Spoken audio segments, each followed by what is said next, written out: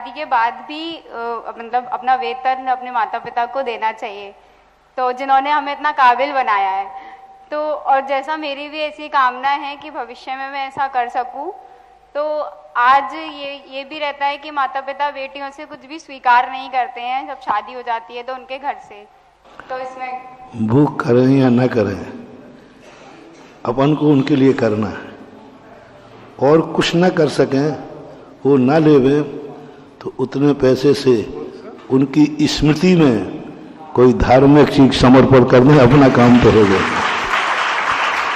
जैसे बेटा होता है ना, बेटा अपने पिता की स्मृति में कि भाई ये कमरा हमने पिता की स्मृति में दाया, ऐसे ही बेटी भी कर सकती है कि अपने माँ पिता की स्मृति में हम ये कमरा बनवा देते हैं। ये कोई भी XYZ कर सकते हैं, लेकिन ये जब ही करना जब ससुराल वाले एडजस्ट हो जाने, झगड़ा हो जाएगा बेटा। आज हमने प्रवचन में ये भी कहा था, आज का कल्चर ऐसा बन चुका है कि इस कल्चर को पलटना बहुत मुश्किल हो जाएगा। अभी तुम कह रही हो, लेकिन आगे परिस्थितियां ऐसी बन जाएंगी, वो तुम्हें नहीं, सासू तुम्हारी तैयार नहीं होगी, और श्रीमान जी भी तैयार नहीं होंगे, और समाज भी तैयार नहीं हो पाएगी, क्योंकि आज कल्चर ही ऐसा बन गया कि बेटी विवाह के बाद सारी इनकम उसे ससुराल में ही देना पड़ती है। फिर भी ऐसा कर सको, मेरा आशीर्वाद। चलिएगा, आज प्रातः काल का प्रवचन पूज्य श्री का क्रांतिकारी प्रवचनों में से एक था, और वह प्रवचन खासकर बेटियों और बहुओं के लिए कुछ बातें उसमें आई थी विशेषकर।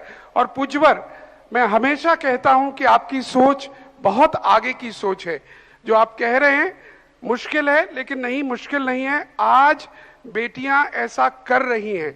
कई बार देखने में आ रहा है कि बेटियां अकेली हैं, बेटा माता पिता के पास है ही नहीं या उनके है नहीं, केवल एक बेटी है।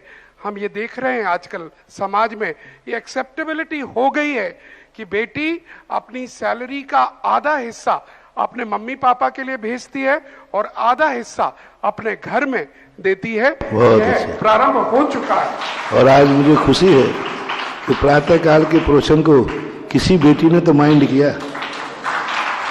और ये ताजमहल भी बहुत अच्छा, ताजमहल का भी संस्मरण यही है। ताजमहल के 19 बेटे थे, एक माँ ने 19 बेटे तैयार किए, पैदा किए, लेकिन एक बेटे ने भी उनके लिए ये नहीं किया। ये जो आज ताजमहल में मुमताज की जो कब्र का जो भी स्थान है, ये उसकी बेटी की देन है, जो आज ताजमहल तुम्हें दिख रहा है। बेटे ने तो ये कर दिया कि पिता को जेल में डाल दिया।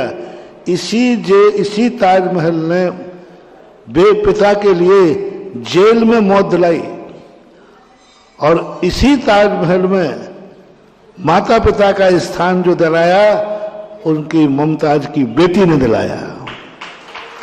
तो ऐसी बात नहीं, बेटियां आ रही हैं, लेकिन आ जाते हैं, सामाजिक व्यवस्था डगमगाए नहीं, और ये व्यवस्था नेचुरल हो जाए, तो बस बेटियों का मरना बहुत बच जाएगा।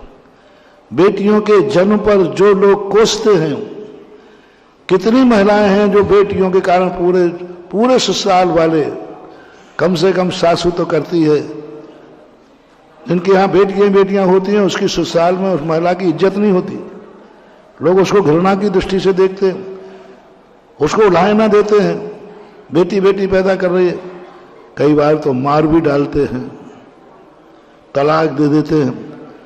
तो ये सारे जितने अनर्थ महिलाओं के साथ हो रहे हैं, इनको ये तरीका अपना लिया जाए तो शायद ये सारे झंझट दूर हो जाएंगे, क्योंकि उसको मालूम है बेटी का शेयर भी मुझे आएगा। ऐसा आज मैं समझता हूं बेटियों और महिलाओं के लिए जरा विशेष अनुकंपा है पूज्य गुरुदेव की, सुबह से लेकर शाम तक, क्योंकि थोड़ा सा महिलाएं महाराज से हल्का सा नाराज रहती हैं कि थोड़ा कर्रा बोलते हैं महिलाओं के प्रति, लेकिन आज तो सुबह से ही कृपा बरस रही है। क्या बात है।